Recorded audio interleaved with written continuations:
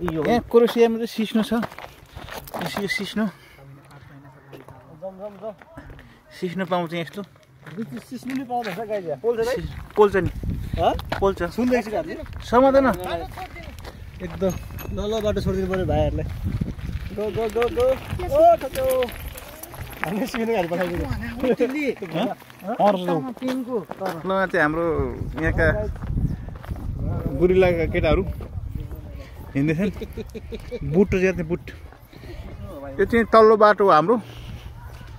हामी प्रायः तल्लो बाटो हिँड्ने गर्छौँ ठिक छ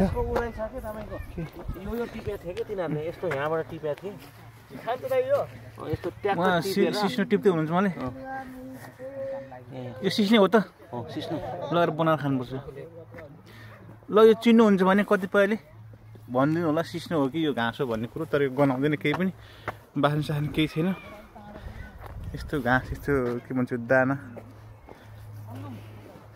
हामी चाहिँ भित्र हिँडिरहेको छौँ यो उता मार्केट जानु लाग्यो गाह्रो छ ल यस्तै छ क्रोसियामा यो तोरीबारी चाहिँ तोरी हो जङ्गल उता पारिपट्टि घर छ हामी चाहिँ एकदम चाहिँ यहाँ द्रुत गतिमा हिँडिरहेको छौँ भित्र बाटो यस्तै छ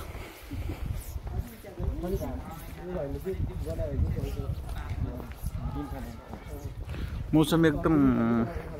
राम्रो छ आज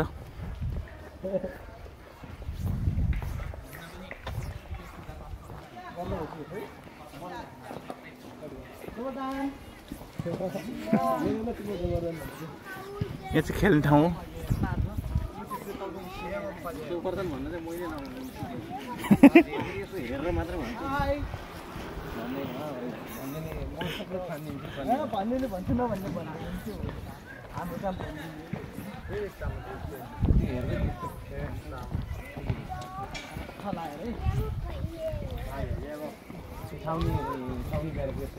यो छाउनी ब्यारेक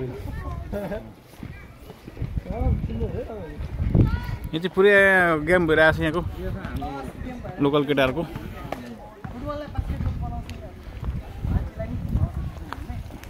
हेलो भाइ भाइ भाइ एकदम द्रुत गतिमा कुदेर गइरहेछ